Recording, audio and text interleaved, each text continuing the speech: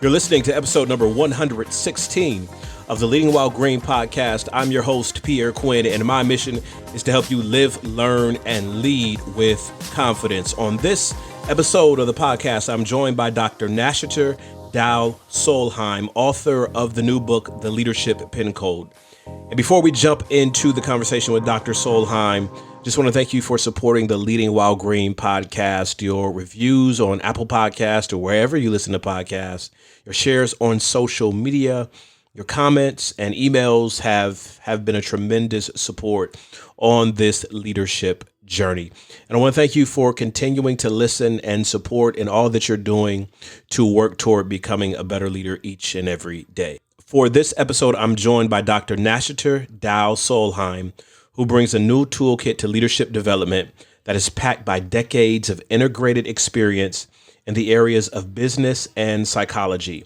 As a former forensic psychologist with clinical research in the neuropsychology of criminal minds, she developed a deep interest in effective learning strategies for lasting success. Now, Dr. Solheim is an expert negotiator who studied at the program on negotiation at the Harvard Law School, and she's combined her experience as an executive leader in international private companies and government ministries to present her new book, The Leadership Pin Code, the definitive guide for helping business leaders secure influence and impactful results.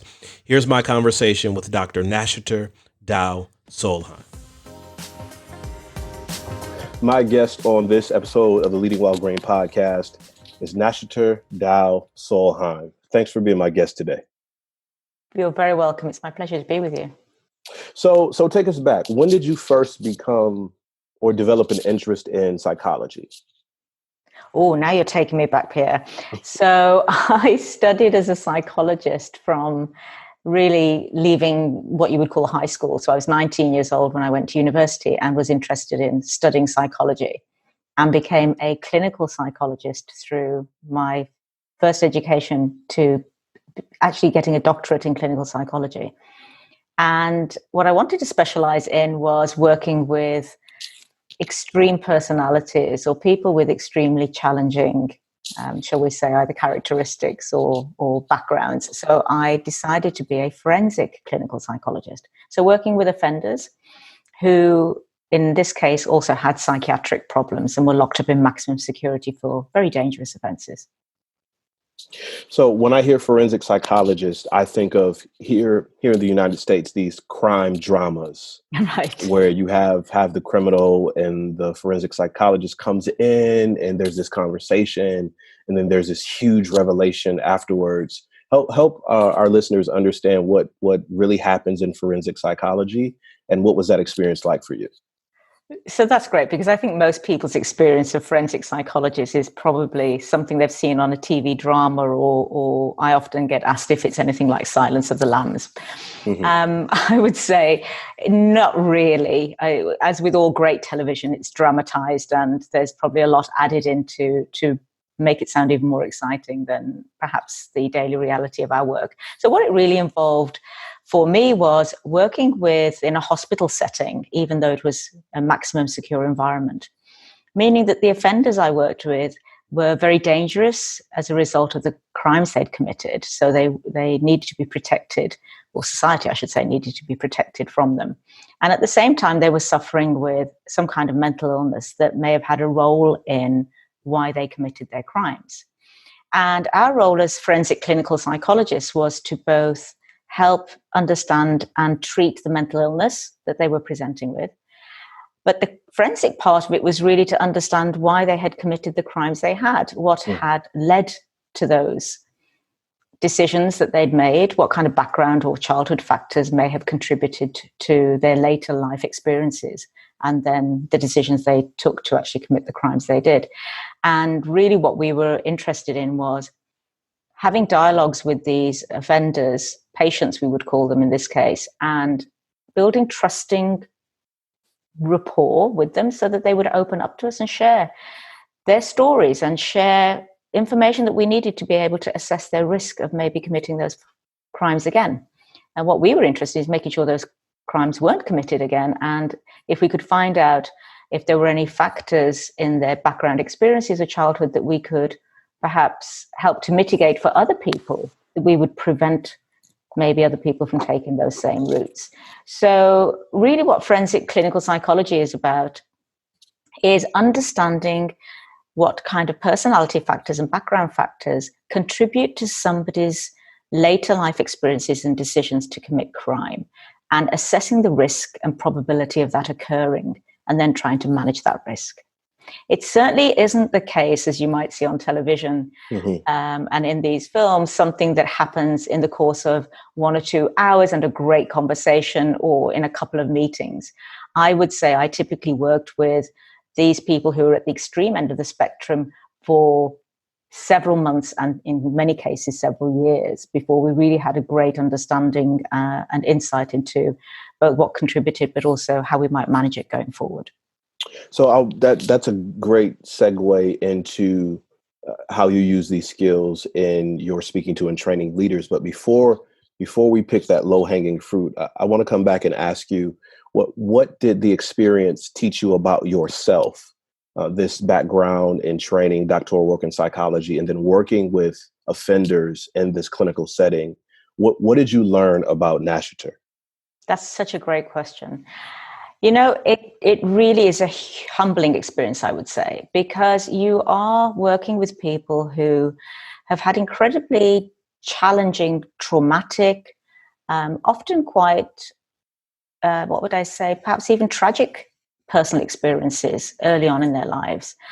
And something that you may not, obviously haven't experienced yourself, but you need to, in a way, empathize with. And what I mean by empathy, and it's very different to sympathy, is try and understand from their perspective how they viewed the options they had available to them, how that then led to the choices that they felt they had and the decisions that they then made. And it's not about giving them excuses or providing them with justifications for what they did, but just trying to understand the world that they were in and therefore the opportunities they felt they had available to them or not. And in doing so, it teaches you to be very curious, to be non-judgmental, as much as you can feel that way when you're sitting across the room from somebody who's committed heinous crimes, and to try and show empathy and understanding even when it's challenging some of your own values and your core beliefs. So I think it taught me a lot about staying curious, trying to stay non-judgmental, and really trying to look at the bigger picture in terms of what is this role that I'm in serving as, in terms of a greater good, if you like. I'm here to try and help both this person, but more so society, in making sure that we don't have people commit these offenses again. So I think I learned a lot about those three things: humility, curiosity, and being non-judgmental. What does self-care look like in that context? Because sometimes we have leaders, and if a leader is really connected to their people, they might not necessarily be a psychologist or have studied social sciences, but there is this sometimes an exchange where the staff person, the senior executive, comes to the CEO, or they have this group of individuals and they're sharing, and the CEO is sort of taking and collecting and holding and trying to keep everyone on the same page and empathic. Mm-hmm. What does self-care look like in that context? Where does a person who has that responsibility put all the stuff that they carry or pick up from their team? So I talk a lot about this with my leaders, actually. They're typically senior leaders or executives who have a lot of people either reporting into them or large organizations that they're responsible for. And so they're having multiple conversations where they're absorbing a lot of information and certainly might be exposed to, in their very senior responsibility, managing incidents or scenarios or individual conversations, which they have to carry the weight and burden of responsibility of listening to that and taking that somewhere. And I talk in my book very clearly about, it's important to be authentic. It's important to show your vulnerability. In if you feel sad, it's okay to show that you're sad. If you feel stressed, it's okay to let people know that you feel stressed. But to the extent that you don't burden them we're taking responsibility for managing that for you. So I call it relevant vulnerability. And so what do you do with the part of you then that does feel like you want to really show how stressed you are, maybe cry, maybe stamp your feet, shout out loud. And really it's not appropriate for you to do that with your team or burden them with taking on that and handling that for you. So I encourage leaders to find either an objective advisor, and that can be somebody like either HR in your organization or a coach that you work closely with, an advisor that you might have in your team or available to the wider team that you work with. But to find somebody who's maybe one step removed from your direct role and responsibility and department that you can have an open and trustful conversation with. And let them know, because they will have had those conversations with other people. You won't be the first person that they will be listening to or empathizing with that is dealing with these stressful conversations or scenarios. And if you don't find anybody in your organization, and certainly CEOs, I think, often struggle with what I call being lonely at the top. They don't have peers. They are the CEO. And they may not feel that they have somebody within their organization they can impartially share that with without fear of judgment or some kind of reputational consequence. So then we encourage them really to have an external independent advisor and somebody they can lean on, who they can share in confidence their whole vulnerability and be upset, but also know that that will be something that is supported. They will have some kind of feedback and coaching on how to handle those emotions, and somebody who's just there for them without it interfering with their daily work. How much does the conversation include as a consultant, as an advisor in your capacity? How much does it include the investigation? Maybe that word is a bit too strong, but the inquiry into a person's childhood and their formative years. I know from forensic psychology and dealing with offenders, it's pulling together the pieces and saying what were the factors that led up to them exhibiting these behaviors. Right. Is that something that is an okay conversation to have from a consultant advisory standpoint? So I'm glad you bring this up, because I make a very clear distinction, and I think it's an important ethical distinction between what is therapy and what is coaching or advisory. And in the capacity of being a forensic psychologist, I was a therapist. I was a trained, accredited, and qualified therapist. So was using models and skills and techniques that I had been trained in and was qualified to use within that setting and for those purposes. And as I work as a coach and advisor now, it's not therapy. So I'm not really there to get into people's, deep past to start making interpretations or investigate or dig into, childhood experiences and potentially maybe upsetting or traumatic experiences, because that's really the role of a therapist and should be done so with that agreement and with that contract and with the boundaries and explicit agreement that that's what we're going to talk about. In coaching and advising, it's really about what is happening for you in your work environment now. What are you struggling with or interested in learning more about, and how can I help you? What I will say, though, Pierre, is there will be times when people, and very recently, in fact, a leader said to me, when I'm worried about, she was talking about an environment where she entered a meeting with, and she was the only woman in the meeting, a lot of very senior men. And she felt immediately that she was going to be perceived as being incompetent. And we explored where that comes from, the feeling of incompetency. Did she actually have the skills and experience to be in that meeting? And of course she did. But she identified for herself immediately that it went back to a very early experience for her of feeling judged as incompetent earlier in her life. So if my clients take themselves there themselves, we can make what I call a light link to, well, okay, so this comes from somewhere else in your past. So to what extent is it still relevant for you now? Do you need to hold on to that belief? Do you need to carry on holding on to that idea of yourself? Or is that really outdated now? Because now you're older. Now you're, the CEO or the VP, or you've got 13 years of experience of doing this. So is it still relevant to see yourself as incompetent in these settings? So it's certainly not about a deep analysis in the therapeutic sense, but it may be relevant to make links to earlier experiences. And they don't often or don't always go back to childhood.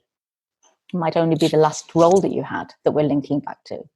But to make sense of where this is coming from is certainly relevant in coaching and advising. I would argue that perhaps if you're new to coaching and advising, it's something to steer away from unless you really feel that you have had a training or some kind of qualification that sets you up in a good way to do that in a safe way for you and the client. At what stage should a person who's in the workforce begin to consider having a coach or even pursuing a conversation with a therapist? Is that something that you suggest that, right after college or university, adjusting to the grief of leaving university and then entering into the workforce? Is this something I should do once I become an executive or middle manager? At what stage should I make these considerations? So this is very dependent. I think it's very dependent on really what you're wanting out of having a conversation with somebody else other than your peer group, who else is available to you in the work environment or education environment, if it's a university, for example. That, I have a lot of people I lean on for advice and support in my world. I'm sure you do, Pierre. We have good friends, we have relatives, we have mentors and advisors, informal maybe, that we go to with our questions and our challenges as they arise. And I think that natural supportive network is the place to start. There's a ton of people around you that might have had experiences that they can share with you that will help you solve the situation or the challenge that you're facing, answer the question that you have. And what I encourage people to do when it comes to paid for coaching or taking on a personal coach or advisor is really think about what it is that this person and the person's qualifications and history that you're choosing to go with, what it is that you want to get from this process. And it is a process. So what is the goal for the outcome? What do you want to achieve? What would success look like for you if this was a successful process with this coach, I should say? And based on that, be very clear about how you're going to engage this person for how long and what the outcome should look like. It's very easy for people to get into long, what I'd call unstructured and without focus dialogues with coaches and advisors, which can be very supportive at one level, but may not be helping you to achieve the goals that you want to. So I really encourage people to be very clear about what it is I want from this conversation. What are my goals and how will I know that I've achieved those? So what will success look like at the end of it? So I don't encourage people to just, as soon as you leave university, go into your first role, have a coach straight away. It's the only way you're going to learn. Far from it. I think you'll learn a lot from having great mentors who are available around you. I encourage people regularly who come to me and say, I'm in my first job. What do you think? Should I get a coach or a mentor? I'm like, you know what? Why don't you see if there's somebody that you admire, inspired by in your work environment right now, and approach them. People are very flattered if, typically, in my experience, they're flattered if you go to them and say, I'm inspired by the way you handle this situation or the role that you have. Would you be interested in mentoring me for a period of time so I can learn really about how to navigate this new environment I'm in or tackle these challenges?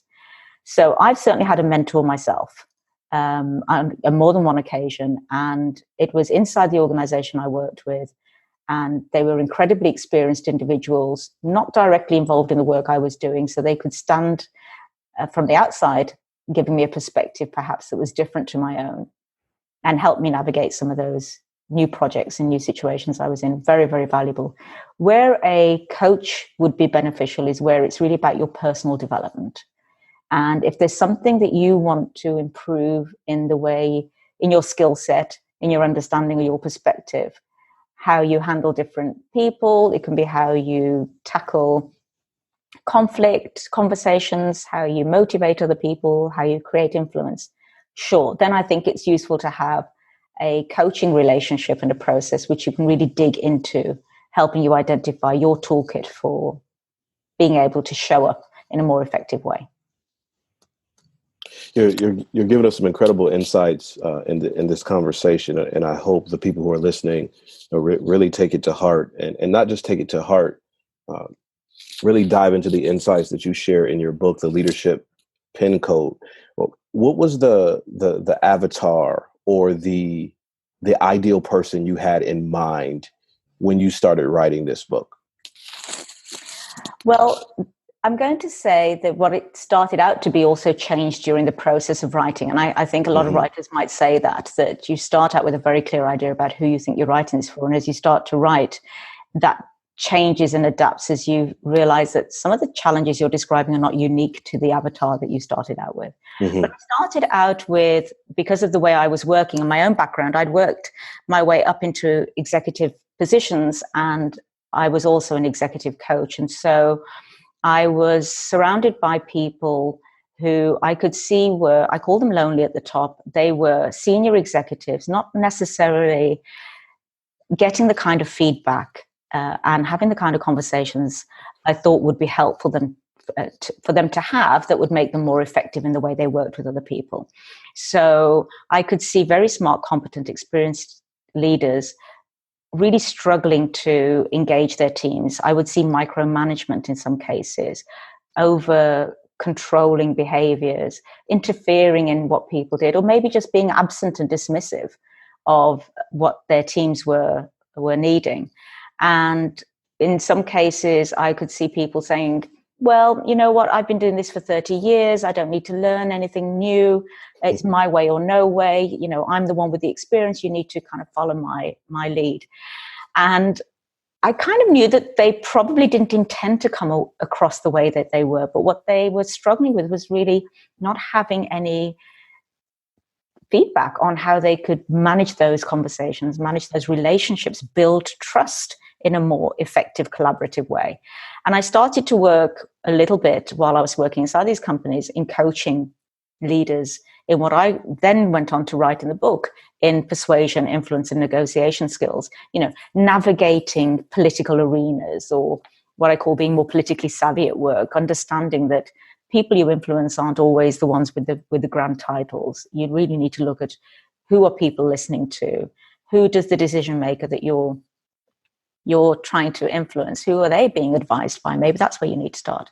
So my avatar was really these senior leaders who I felt probably weren't getting the kind of feedback that would be useful to them, either because they didn't have the opportunity, or perhaps, Pierre, they weren't open to it because they felt that they already knew it all. As I started to write the book, however, I was exploring and having conversations with people around my ideas for the book, I became very aware that my avatar actually was more a leader who perhaps was just struggling with building trusting relationships, or was feeling misunderstood. And they felt that their intention was not being experienced well by their counterparts, whether that was their employees or stakeholders. So there was a gap between their intention and their impact. And they were kind of confused about why their intention was not being seen or experienced the right way. You give us you just gave us 3 key words. If you could help us frame them, because I know we all may have different definitions of them, sure, and then the implications of them. You talked about persuasion, you talked about influence and negotiation. And from your experience and your perspective, can you define those words for us?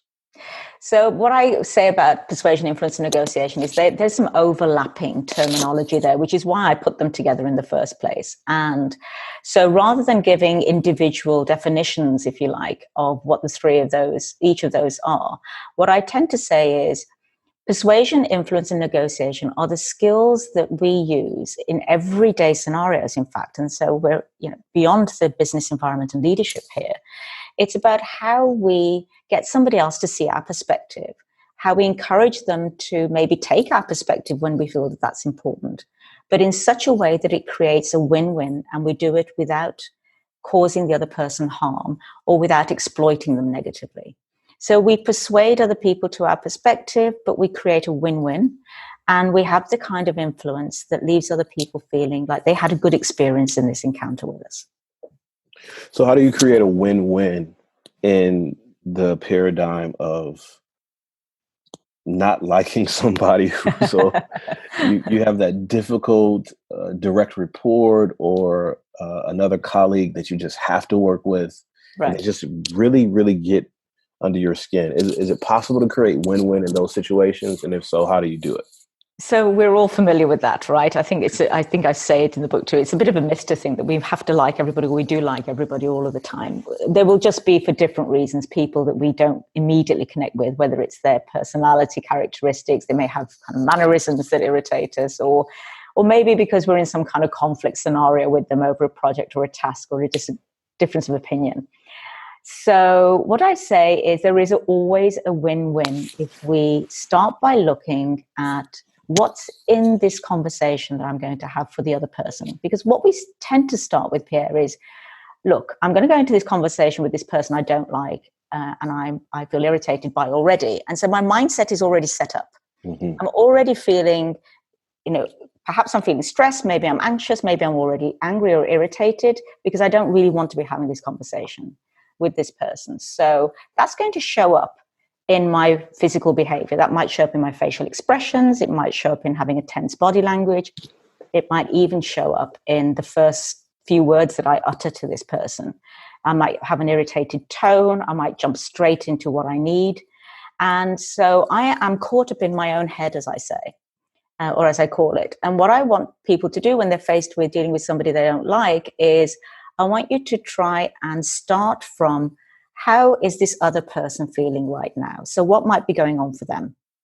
And it's tricky because we tend not to want to do that if we don't like somebody. We don't want to give them that opportunity. And we don't feel like we should really gift them with the time and effort of trying to understand their situation. But I really want people to do that, because unless this is a really evil person, and I'm not sure that that's what we're talking about here, what we're really trying to figure out is, so what might motivate this person? What might they be interested in that I can hang my need onto that will also help them?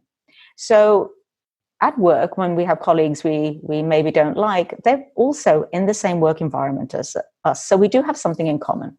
We either have the big business goal in common, we're working for the same company, or we might even have closer goals in common, the same department, the same team goals, for example. So try and find something that you have in common early on that you can start the conversation with, that takes it away from the personal issue that you have with each other. So you might start a conversation with, let's say this person's called Jane, and you need to negotiate or speak to her about getting some help and support on a project. So instead of starting with the irritated tone of, I really need some help with this project, and I'm under pressure, and it seems like you're the person I need to speak to about it, that's immediately going to communicate it's all about you, you're irritated, it's quite demanding. And so I'd like you to turn it on its head and say, okay, hi Jane, how are you? Are you keeping busy these days? What have you got on your plate? Wait for the answer. And then empathize and validate. Okay, yeah, it sounds really busy. It sounds like you're really stressed or whatever Jane comes back with. And then go into, what I would really like is if you could help me, because I know. And then you hook it on to, what is this person interested in? And if you know that Jane, for example, loves to be recognized for her competence and really wants to be, rewarded for that, then you might start with saying, you know what, I think you've got the right skills. You're the best person to help me with this because of your background and expertise. And I could really do with some help. Would you be able to help me out on this? Now, the whole tone of you going in with the humility of asking for help will change your tone of voice. It will change the choice of words. And I can pretty much guarantee it will change your body language and behavior. So in my book, I really talk about your ABC. Your advanced preparation or your approach. So prepare yourself before you go and talk to this person who you don't like and you're irritated by. Address your mindset. So if you assume you're not going to like them and this is going to go badly, it will. But if you decide for yourself, okay, this is a new opportunity to talk to Jane, I'm going to change the way for this conversation. I'm going to approach her. I'm going to put a smile on my face. I'm going to treat this as a fresh opportunity for having a different conversation with her. That will start to show up. And then check your body language. I call it a body scan. Quickly scan yourself. Am I furrowing my brow? Am I frowning? Are my hands tense? So just drop every part of the body that looks tense and try and show a more relaxed and open body language. And then plan for what your first few sentences will be, how you're going to open in a more collaborative way, so that this conversation has a much better chance of going well rather than going in the usual way. Because at the end of the day, whether we like our colleagues or not, Pierre, we're going to have to work with them at some point. And so the reason I say go to all this effort, because I had a leader who said to me in coaching, "Oh, this is exhausting, Nashater. Can't I just tell them what I think?" And I said, "Sure. And let's see how far that gets you, because you're going to see this person again tomorrow, and then the day after, and the day after. And you can take that other approach if you're never going to see them again and you really don't care about the relationship. I mean, I don't advise it, but sure. But where you're going to work with people and you're going to meet them over and over again, this is an opportunity to invest in that relationship and to try and get it onto a different track, even if it's just for the conversation that you're going to have now. Because we want to build sustainable relationships with people. At some point, Jane may be somebody that needs our help, and we might need help from further again down the line. So we don't always want to meet the same people with the same negative feelings. Let's try and turn that around. Share with us a story of maybe a time, and I know you may have to change names and organizations and all that great stuff, but a time where someone you were coaching or an organization as a whole really pushed back on the principles that you were trying to get them to embrace, and like the individual that said, "This is exhausting," and then over time they came to see the benefit of really changing their approach and dealing with their people and with each other. So I'm going to give the example of a client workshop where I was asked to come in and mediate a conflict. And the leader of this small organization, voluntary organization, had hired me to come in and address the conflict within the management team. And in fact, the management team had also had conflict with the board. So there were multiple very powerful people in this room, and the conflict had taken place over a number of years, and people had started to leave the organization. So they tried to figure this out for themselves, and after several years decided they probably needed some expert and external help. And as I started to explain the process to the group, who had reluctantly come together, because they certainly didn't feel that anybody was going to be able to fix this, you know, they'd tried everything and they were exhausted. You could see it in them. They were really exhausted by their own efforts, and had very little faith and hope, really, that anything else would make a difference. They resisted and questioned and challenged every aspect of the process that I described that we needed to undertake in order to resolve the conflict. So I had questions during the night, by mail, by phone call. I had people dropping out of meetings and changing meetings, because really what they were letting me know was how frustrated they were, how upset they were with what was happening, and how they had lost faith, really, in anything being helpful. The important part for me was to remain consistent, reliable, and predictable. And I talk about that really as being three of the most important characteristics of an effective leader. And not to give in and not to give up when you meet resistance and when people are pushing back, because they're testing the boundaries for themselves. You know, can I take any more? Can I put myself through another process? Is it going to be worth it? And they're also testing you. I was being tested, you know, so what makes you any different? How are you going to be able to help? You know, we've tried everything. So what's new? And it was important for me to demonstrate, now leading this process, if not their leader, at least leading this process for them, that I would be consistent, reliable, and predictable. I would turn up, even if they said, I can only spare 5 minutes. Well, I would make the hour available anyway. And if they challenged me on process, I didn't keep changing the process until they were happy with it. I was consistent about, well, this is the right process. This is what I know works, and you need to just go with it. And, you know, you can challenge me along the way, but I want you to believe in the process, and we can evaluate it at the end. But I believe this works. And being predictable was really for me about being consistent in my emotions with them. So not showing them that I was upset or irritated or angry every time they got upset, irritated, and angry, so that they could predict that I would be solid and constant in my display of emotion and support. So when they needed it, I was there. And after a few sessions, they started to turn up to the group meetings, albeit in silence for some of them, because they wanted to be there and not miss out, because we had created this environment where we said, this is where the work will be done, and we won't be offering you alternative venues for doing the work. So, somebody rang me and said, you'll need to come to my home. I was like, well, yes, but then if I do that for everybody, we will never move forward, because I'll be spending all my time driving around in a car trying to find you guys. So it's important that we use the arenas we've created. So please come, but you don't have to speak. But I would love you to be there, so you don't miss out on what other people are saying. And their curiosity maybe, or frustration, or maybe stubbornness, I don't know what got the better of them, but they turned up.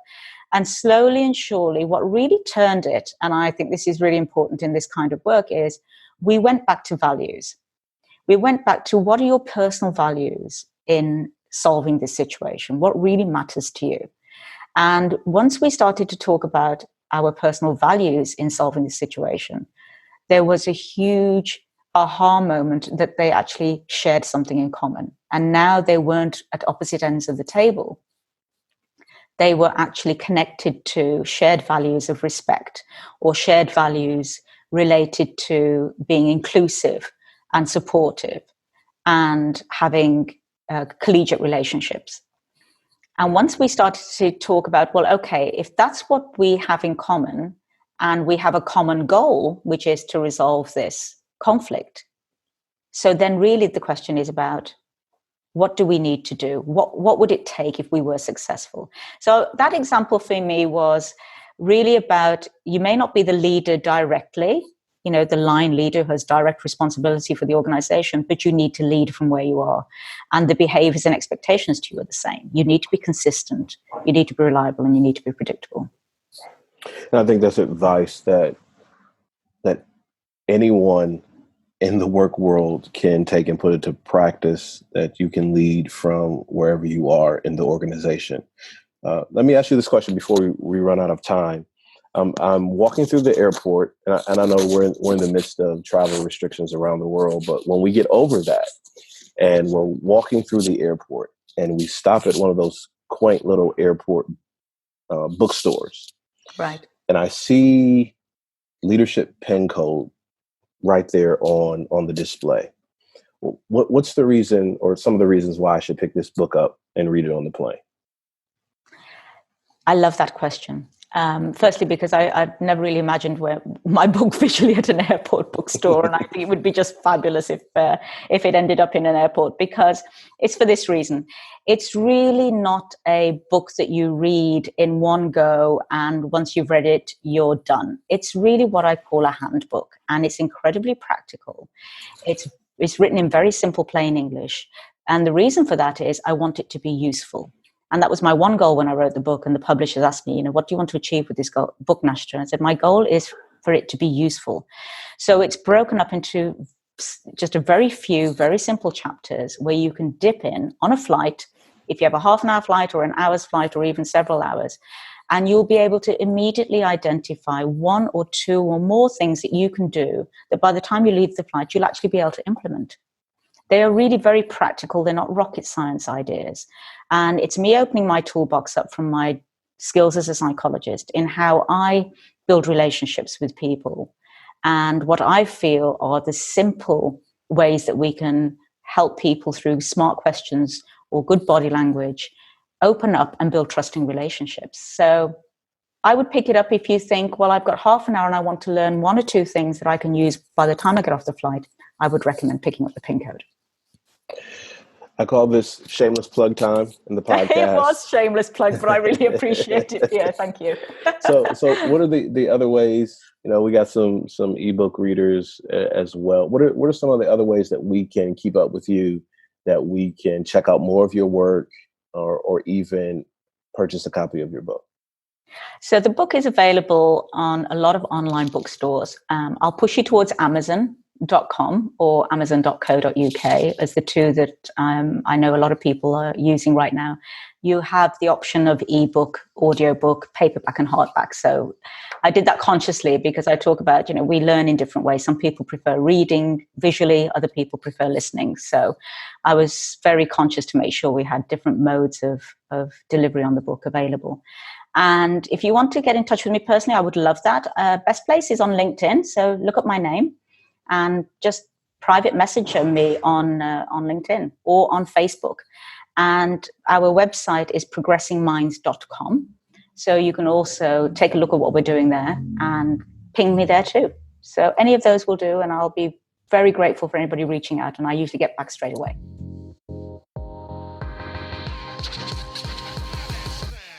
Great conversation with Dr. Nashater Deu Solheim about her new book, The Leadership Pin Code. And in this conversation, we talked about persuasion, we talked about influence, we talked about negotiation, we talked about how leaders can use these skills to gain traction and develop high-performing, fully engaged teams. And I want to encourage you to order your copy of The Leadership Pin Code. I'll put the links in the show notes so that you can get your copy of the book, and also put links so that you can follow up on Dr. Solheim's work. Hey, that's all we have for this episode of the Leading While Green podcast. You know it's my mission to help you live, learn, and lead with confidence. So until next time, take care and God bless.